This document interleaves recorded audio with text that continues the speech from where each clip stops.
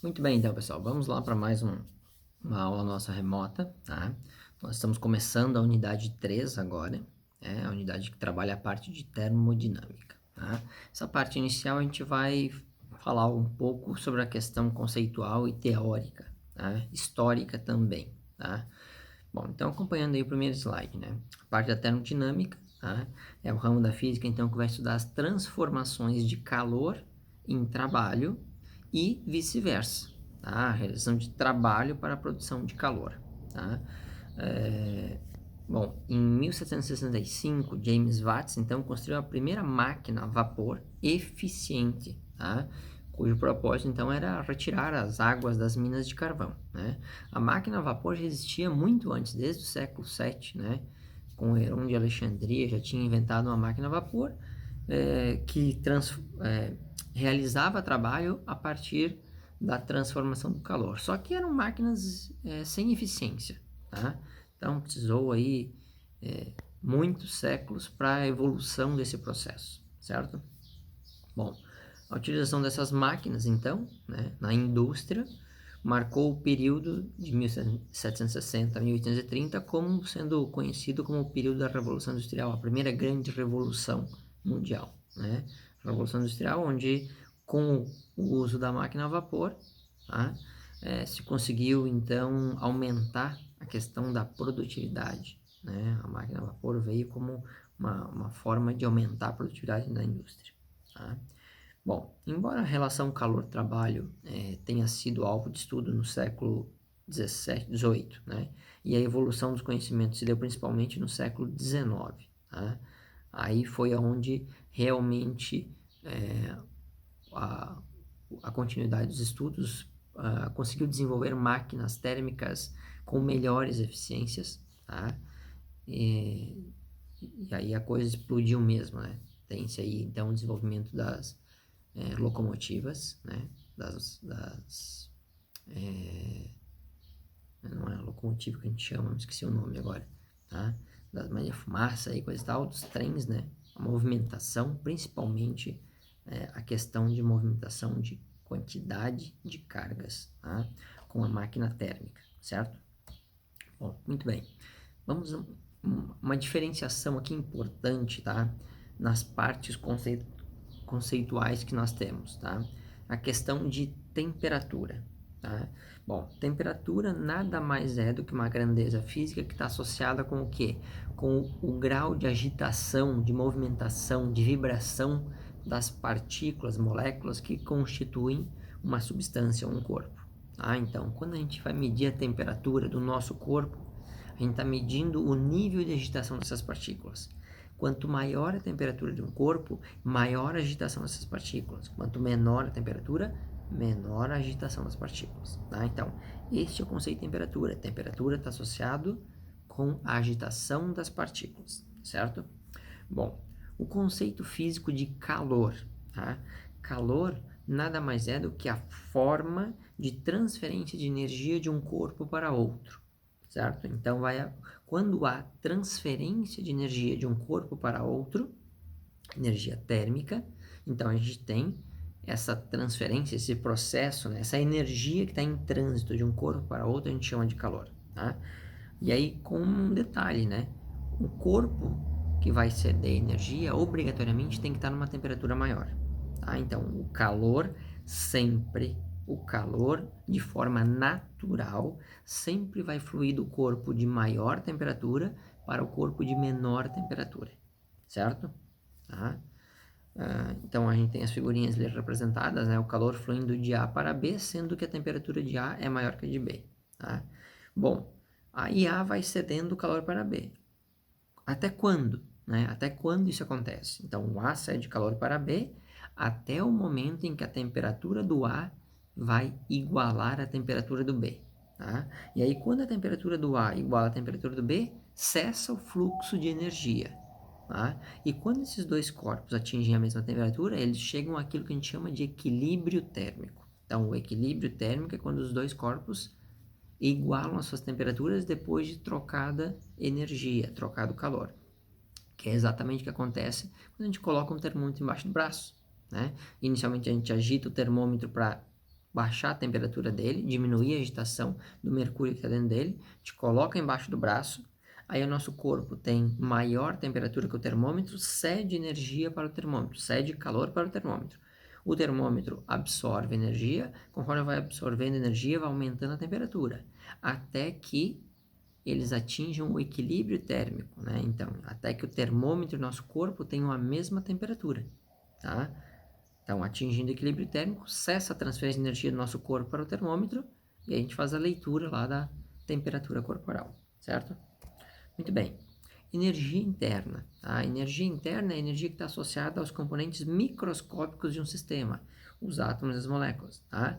Essa energia interna inclui a energia cinética translacional, que se dá justamente pelo movimento das moléculas, e a energia rotacional. Tá? Então, as moléculas dentro de um sistema, elas rotacionam, então elas têm energia rotacional. Tá? E a energia potencial intermolecular, certo? A energia potencial intermolecular. Bom, então a energia interna é a energia dentro do corpo, né? A agitação das partículas, o movimento das partículas de rotação, de vibração, certo? Caloria. Bom, caloria é uma unidade da medida de calor de energia térmica, tá? Ela não pertence ao sistema internacional. A unidade no sistema internacional de calor é o joule, tá? Mas aqui na parte de termodinâmica a gente vai usar muita caloria, tá? Bastante. Então, por definição, uma caloria é a quantidade de calor necessária para elevar a temperatura de 1 grama de água de 14,5 graus Celsius para 15,5 graus Celsius. Tá? Então, essa quantidade de energia corresponde a uma caloria. Tá? Gás ideal, né? Que é o que a gente trabalha na termodinâmica. Gás ideal. Então, vamos lá. Um gás ideal, que é aquilo que a gente chama de gás perfeito, né? É um gás hipotético, né? Idealizado, né? Onde são, então, negligenciadas as interações moleculares, as interações eletromagnéticas entre as moléculas, tá? Dadas as dificuldades de se considerar todos os detalhes referentes a cada gás que existe na natureza, tá? Então, aí tem uma observação ali colocada, né? Na realidade, nenhum gás é verdadeiramente perfeito, tá? Em geral, um gás monoatômico, né, na condição especial de baixa pressão e alta temperatura, possui um comportamento molecular aproximado do que seria um gás idealizado.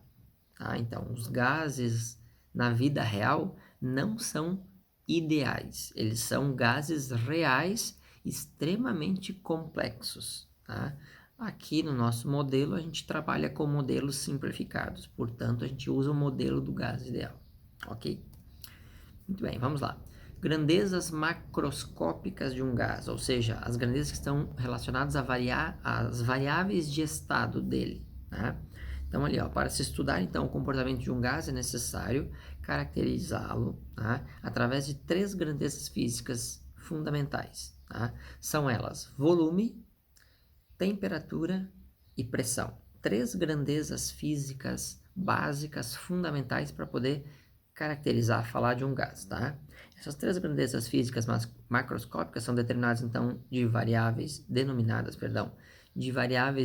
do estado de um gás, certo? Cuja função delas é descrever a situação momentânea do gás. Tá? Em função dessas 3 características, a gente consegue descrever o que naquele momento está acontecendo com o gás.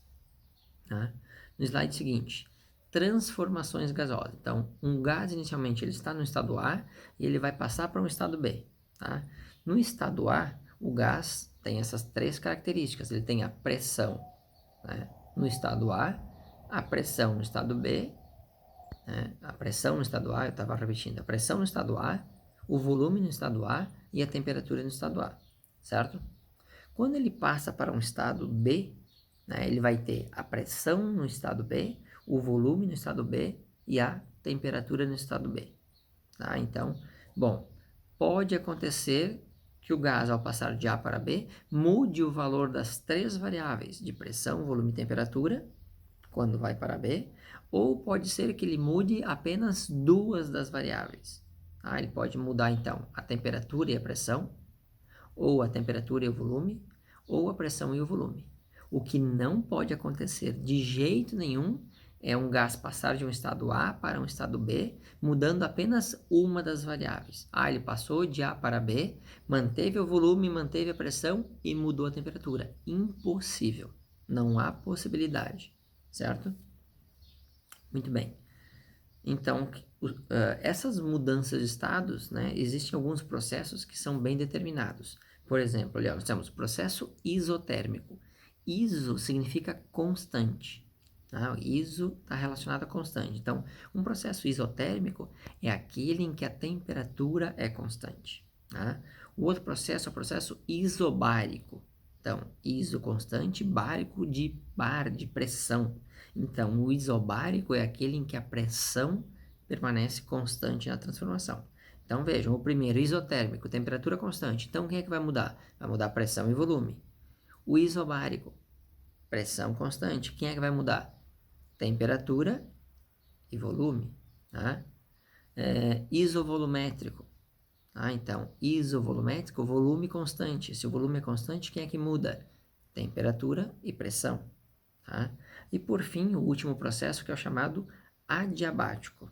Tá? O processo adiabático é aquele em que o sistema não troca calor com a vizinhança. Então, o sistema adiabático ele não recebe calor e nem envia calor, certo? Então, o calor não sai e não entra no sistema. Esse é o processo adiabático. Muito bem. A representação das transformações, né, no diagrama PV. PV é pressão versus volume. Tá? Então, a gente tem o gráfico ali com 3 transformações representadas.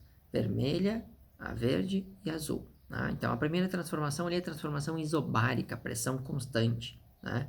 É a reta que é paralela ao eixo do volume. Então, é a transformação que está em verde ali embaixo. Ó, em verde. Veja que na vertical eu tenho a pressão, a transformação em verde ele começa num determinado volume, termina em outro. Quando varia o volume, varia a temperatura, sem variar a pressão. Tá?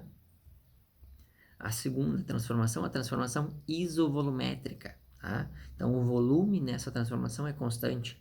É a reta que é paralela, então, ao eixo da pressão, que é justamente a transformação que está em azul aí no nosso gráfico. Tá? Então, ó, transformação em azul, a transformação que está na vertical. Então, o volume não varia. Tá? Varia a pressão, ela tem uma pressão inicial diferente da pressão final. Ao variar a pressão sem variar o volume, obrigatoriamente há uma variação da temperatura no corpo. Tá?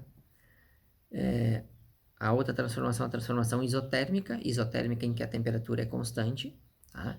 Então, quando eu tenho uma transformação em que a temperatura é constante, eu tenho que ter uma variação obrigatoriamente da pressão e do volume.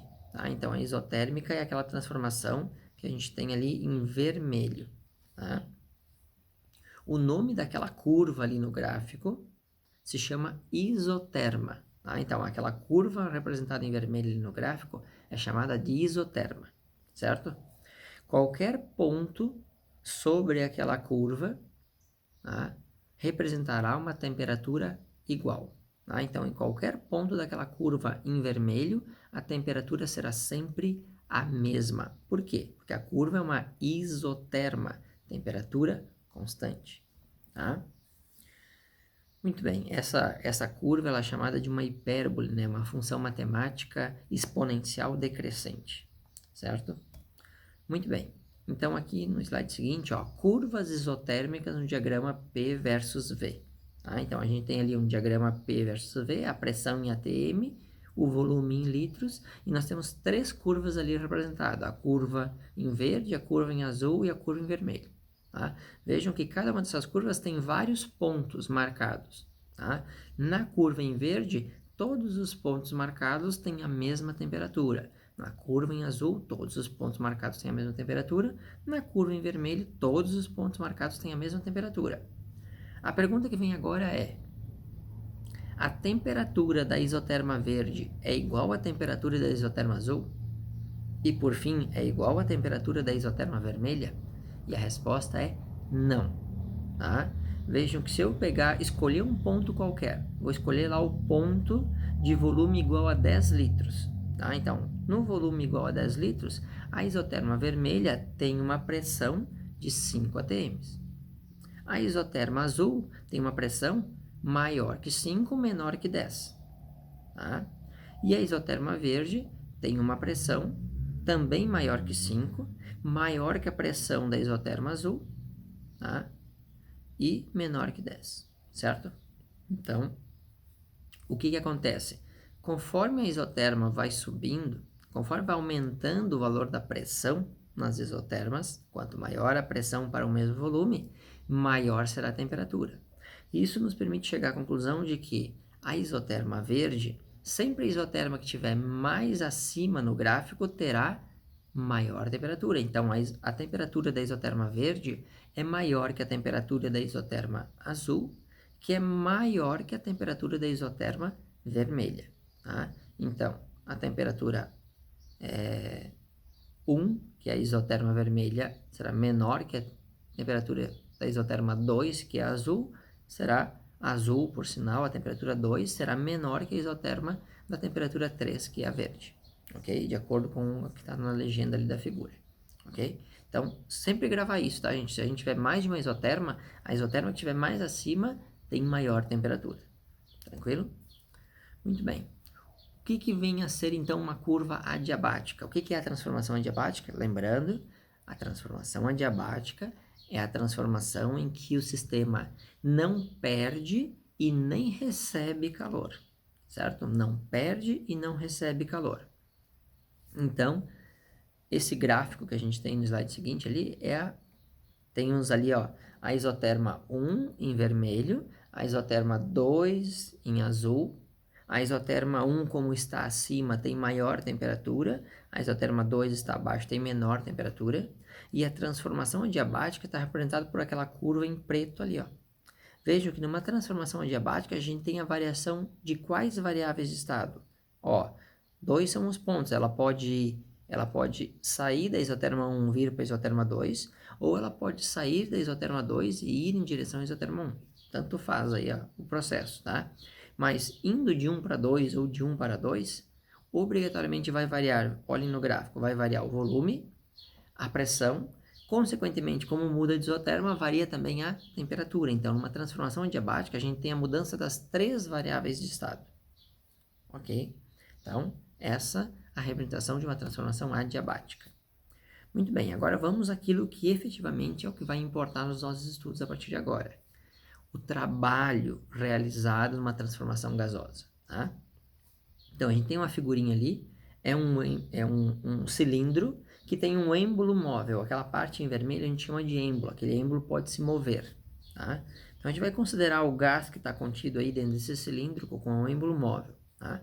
A pergunta que vem ali é, o que vai ocorrer com o êmbolo ao fornecermos calor para o gás? Como é que a gente pode fornecer calor para o gás? Coloca uma chama embaixo ali do êmbolo, né? A gente coloca uma chama embaixo do êmbolo, está fornecendo energia térmica para o êmbolo. O gás ali dentro vai absorver energia térmica e a questão é, o que vai acontecer com esse êmbolo quando a gente fornece energia térmica para ele? Tá? Então, no slide seguinte, olha ali, ó, nós temos então a chama fornecendo energia para o gás absorve calor, né? A chama fornece calor, então o gás absorve calor.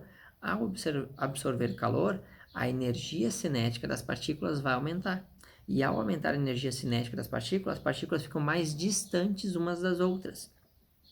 Quando as partículas se distanciam mais umas das outras, o volume do sistema aumenta. Como aquele êmbolo é móvel, as partículas se agitam mais, batem na parede do êmbolo do cilindro e empurram esse êmbolo. Né? Conforme vai aumentando a agitação, ela bate ali, aumenta a pressão, tá? E ao aumentar a pressão, ela empurra o êmbolo, certo? Então, a gente tem uma expansão gasosa quando a gente fornece energia para o gás e o gás sai de um estado para outro, conforme está mostrado na figura. Tá? Bom, quando ocorre então a expansão gasosa, veja, a expansão gasosa está associada ao que, gente? É muito importante gravar isso. A expansão gasosa está associada ao aumento do volume. Então, quando há um aumento de volume, a gente diz que o gás realizou o trabalho. O trabalho foi realizado pelo sistema. Tá? Então, quando o gás expande o volume, quando o volume aumenta, o trabalho é positivo. Trabalho positivo, trabalho realizado pelo sistema. Tá? No segundo slide ali, ó, o que vai ocorrer com o gás se nós formos lá e apertarmos o êmbolo? Então, tenho lá o êmbolo móvel, tenho o cilindro, tem uma quantidade de gás lá dentro. Aí eu vou lá com um agente externo, e pressiono o êmbolo. Quando eu pressiono o êmbolo, eu comprimo o gás. Tá? Quando eu comprimir o gás, o que vai acontecer? Como eu vou ter a mesma quantidade de moléculas num volume menor, as moléculas vão se tornar mais próximas umas às outras. E por estar mais próximas, elas se agitam mais intensamente. Tá? Então, elas se agitam mais intensamente. Esse agitar mais intenso vai fazer com que elas colidam na parede do recipiente com mais intensidade, ou seja, aumentando a pressão. Então, quando a gente comprime o gás, aumenta a pressão dentro do gás. Né? Consequentemente, aumenta a temperatura também, diminuindo o volume. Tá? Então, a compressão gasosa, o que vai acontecer? Quando ocorre, então, a compressão gasosa, a gente diz que o gás recebeu o trabalho foi feito por um agente externo. Tá? Então, vejam, quando o agente externo faz o trabalho, realiza o trabalho sobre o gás, o volume do gás diminui. Então, quando o volume do gás diminui, a gente tem um trabalho negativo, um trabalho menor que zero. Tá? Então, sempre que o trabalho de um gás for realizado pelo agente externo, tá? A gente vai ter então uma compressão gasosa. Tá? Então, o gás recebe trabalho e, portanto, ele é negativo. Ok? Muito bem. O trabalho, então, numa transformação isobárica. Isobárica é aquela em que a pressão é constante. Tá? Como é que a gente vai calcular o trabalho numa transformação isobárica? A gente vai usar uma equação muito simples, que é aquela que está ali representada para vocês. O trabalho, representado pela letra W, né, é igual a P vezes ΔV. Tá? Então, trabalho P vezes ΔV, certo? Onde a P é a pressão, que ela é dada em Pascal, que é o Newton por metro quadrado, tá? A variação de volume tem que ser dada em metros cúbicos, tá? E o trabalho, consequentemente, né? Newton por metro quadrado vezes metro cúbico vai sobrar metro quadrado por pressão Newton por metro quadrado, né? Então vai ficar Newton vezes metro quadrado. O metro cúbico de cima vai simplificar com metro de baixo, metro quadrado. Então vai ficar lá Newton vezes metro. Né? Newton vezes metro é então a unidade de trabalho, certo? E aí, de novo, ressaltando, tá? Muito, muito, muito importante que vocês gravem isso. Essas coisas não vão aparecer sozinhas nos exercícios. A leitura vai levar vocês à interpretação, e aí, se vocês não gravarem isso, vão ter dificuldade lá, porque vão errar os sinais, tá? Então, o trabalho será positivo na expansão gasosa, quando o volume aumenta. O trabalho vai ser negativo na compressão gasosa, quando o volume diminui. Então, volume diminuiu, trabalho negativo. Volume aumentou, trabalho positivo. Muito importante, ok? Então, vamos lá. Exemplo 1, né, de uma transformação isobárica. Então, o que diz lá? Ó, um gás sofre uma transformação isobárica sob uma pressão de 1000 newtons por metro quadrado, tá? Daí ele pede lá, determine o trabalho realizado pelo gás. Já o problema já está dizendo, o trabalho é realizado pelo gás, então ele é um trabalho positivo. Tá? Quando o volume passa de 3.000 centímetros cúbicos para 8.000 centímetros cúbicos. Então, primeira coisa, li o problema, separa os dados. O que eu tenho de dado nesse problema? Eu tenho a pressão, 1000 newtons por metro quadrado. Eu tenho o volume inicial, que é 3.000 centímetros cúbicos. E eu tenho o volume final, que são 8.000 centímetros cúbicos. Para poder calcular o trabalho, eu tenho que ter as unidades do sistema internacional. O volume tem que estar em metro cúbico, então eu tenho que transformar o centímetro cúbico para metro cúbico. Como que eu transformo um centímetro cúbico para metro cúbico? Eu divido por 1 milhão, né? 10 na 6. Tá? Então, 3.000 dividido por 1 milhão vai dar 0,003 metros cúbicos. O 800 centímetros cúbicos transformado para metro cúbico, divide por 1 milhão, vai dar 0,008 metros cúbicos, tá? Aí eu aplico na equação, trabalho P vezes ΔV, tá? Sempre, gente, que aparecer o delta, sempre o delta vai significar o quê? Valor final menos valor inicial. Então, como eu tenho ΔV, vai ser volume final menos volume inicial. Tá? Então, eu vou ter lá, trabalho, a pressão 1.000 newtons por metro quadrado, vezes, abre parênteses ali, o volume final dele é 0,008 metros cúbicos, menos o volume inicial, que é 0,003 metros cúbicos. 0,008 menos 0,003 dá 0,005. Tá? Então, eu vou ter lá 1.000 vezes 0,005.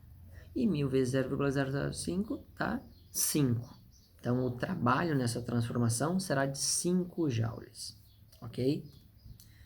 Exemplo 2. Exemplo 2. Olha o que diz lá. Se 3 litros de um gás ideal na pressão de 2 atm forem aquecidos de modo a efetuar uma transformação isobárica, pressão constante, até o volume de 5 litros, então ele sai de 3, vai para 5 litros, aumenta o volume. Se aumenta o volume, o trabalho obrigatoriamente tem que ser positivo. Tá? Então, passando para 5 litros, qual o trabalho efetuado pelo gás? Tá? E aí ele dá as informações lá. 1 atm equivale a 1,013 vezes 10 na 5 newtons por metro quadrado. Esse é o fator de conversão. Tá? E 1 metro cúbico equivale a 1.000 litros. Tá? Então, primeira coisa, os dados que a gente tem. A pressão, 2 atm, então é 2 vezes 1,013 vezes 10 na 5. Portanto, 2,026 vezes 10 na 5 newtons por metro quadrado. O volume inicial, 3 litros. Transforma para metro cúbico, senão vai dar erro no problema. Então, como é que transforma litro para metro cúbico? Divide por 1.000. Tá? Então, 3 litros equivalem a 0,003 metros cúbicos. O volume final desse gás é de 5 litros. Transforma para metro cúbico, divide por 1.000. 0,005 metros cúbicos.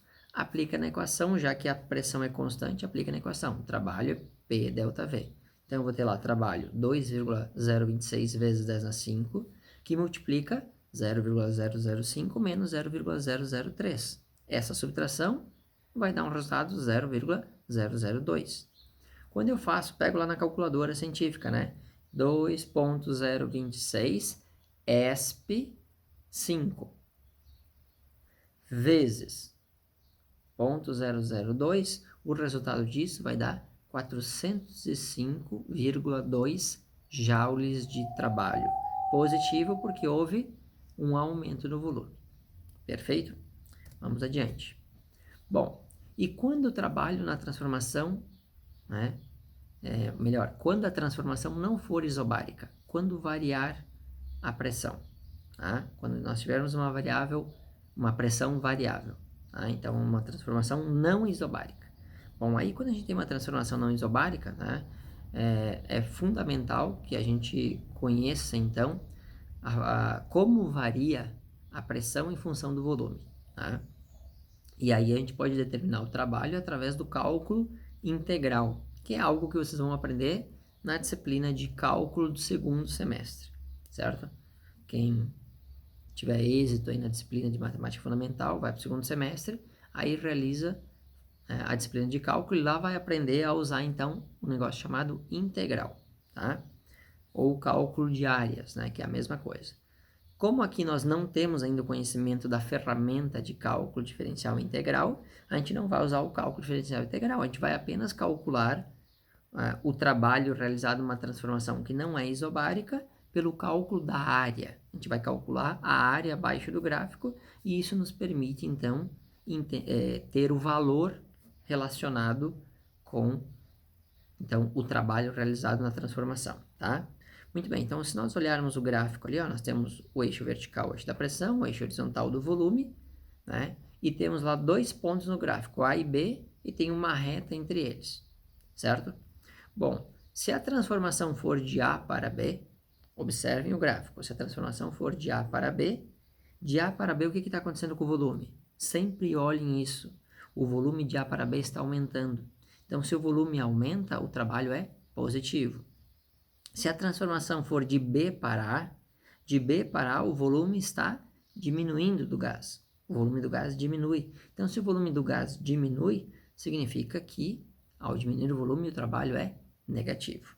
Como é que a gente vai calcular o trabalho nessa transformação, seja de A para B ou de B para A? A gente vai calcular pela área que está abaixo do gráfico. É aquela parte que está achurada ali na figura.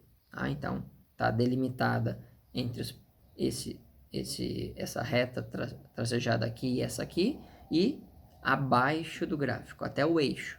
Certo? A gente calcula ali essa área e a área vai corresponder ao trabalho. Vamos ver então como é que faz isso. Exemplo 3. Olha o que diz lá, ó. Uma massa gasosa realiza a transformação de A para B. Olha, ele definiu de A para B, indicada pela figura. Calcule o trabalho realizado pelo gás. Primeira coisa, eu vou para a figura e olho. De A para B, o que está acontecendo com o volume? Então, eu olho para o eixo horizontal, o eixo do volume. O volume de A para B está aumentando de 3 centímetros cúbicos para 7 centímetros cúbicos. Então, se o volume está aumentando, o trabalho tem que ser positivo, certo? De A para B, o que está acontecendo com a pressão? A pressão também está aumentando. Ela está aumentando do ponto A, 1 vezes 10 na 5 pascais, para o ponto B, 7 vezes 10 na 5 pascais. Então, a pressão também está aumentando. Então, como é que eu vou calcular o trabalho na transformação de A para B? Eu vou dividir aquela figura ali, ó. A área abaixo do gráfico corresponde à área daquela figura em azul, mais a área da figura em amarelo ali, tá? Que tem um detalhe vermelho, certo? Então, o que vai acontecer, gente, aqui, ó?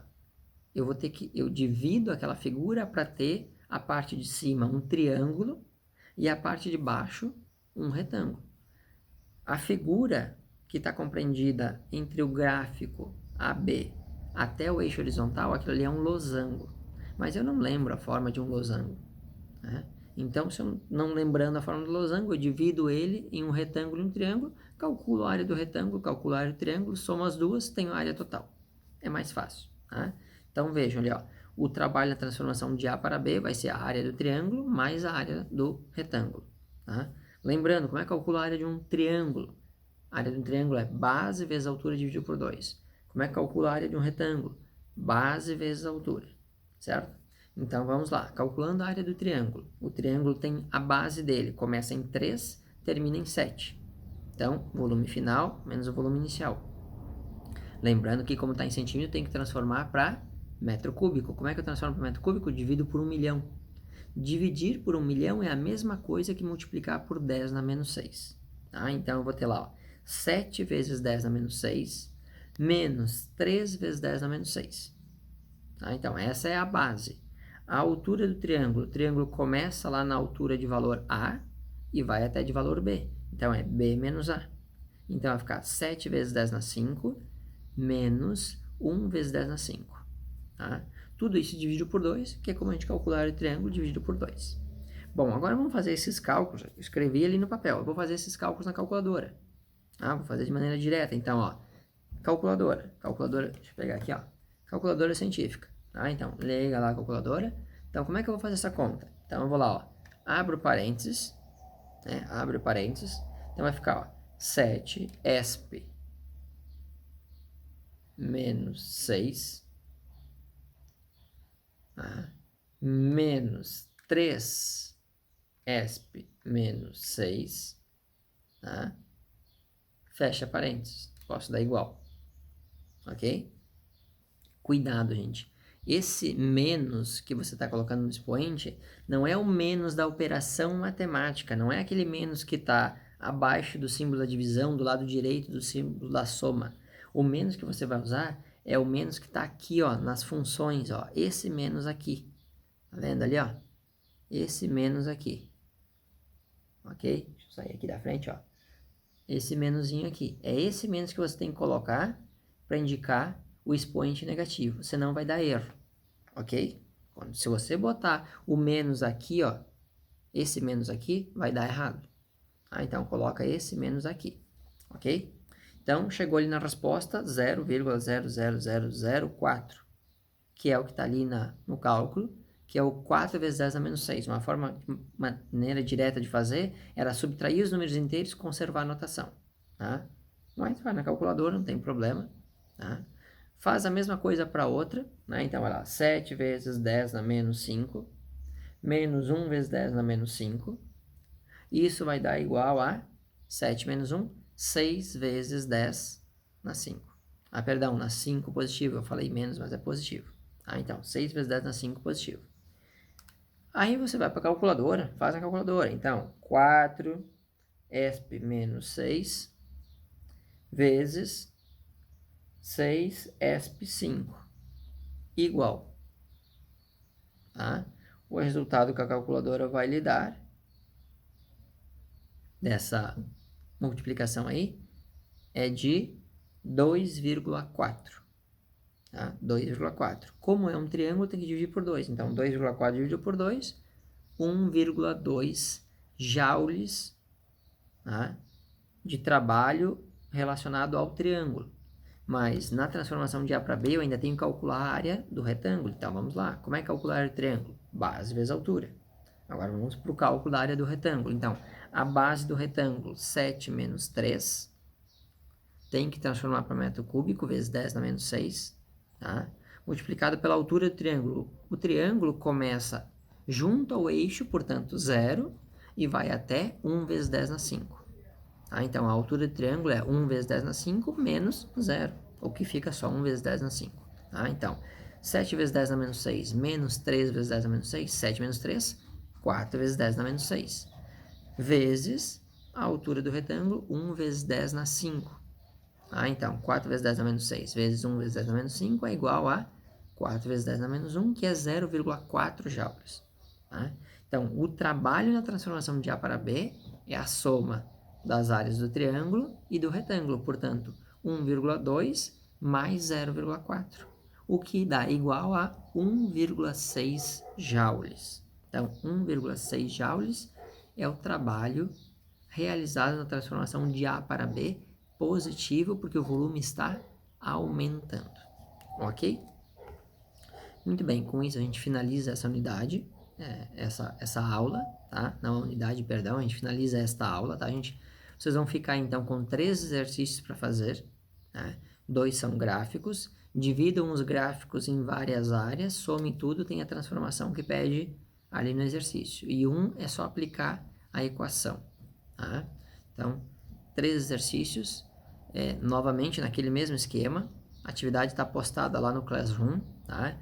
Gente, a gente está chegando aqui ao momento que vai iniciar o nosso recesso no final de ano. Eu dei tempo até domingo para vocês fazerem as atividades e postarem elas, tá? Em virtude, tem muita gente que trabalha, coisa e tal, tá trabalhando. Então, tem até domingo para fazer. Sexta-feira é o nosso último dia de atividade letiva no ano civil 2020, tá? E aí, sexta-feira vocês entram em recesso, nós vamos ter 4 semanas de recesso, tá? Então, a gente retoma as aulas, né, não presenciais, remotas ainda, a gente retoma as aulas no dia 18 de janeiro, tá? Então, é importante ressaltar isso. Vocês vão ter um descanso, descansem, né? Coloquem em dia, se vocês tiverem coisas atrasadas, seja da disciplina de física ou de outras disciplinas, coloquem em dia, que vocês ainda têm mais pouquinho menos de 2 meses de aula depois, para a gente finalizar o semestre letivo 2020, tá? Então, a gente retoma as nossas atividades remotas, né, no dia 18 de janeiro, tá? Então, até lá vocês têm um descansinho essa semana toda, realizem essas atividades, dúvidas na sexta-feira de manhã no atendimento, tá? E para quem não interagir ali no atendimento de sexta-feira, tá? Bom descanso aí nesse recesso de um mês, mas não deixe de fazer as atividades nessa semana, ok? Então, até janeiro, gente. Tudo de bom para vocês. Cuidem-se, cuidem-se. Saúde para todos. Cuidado, tá? Abração, valeu.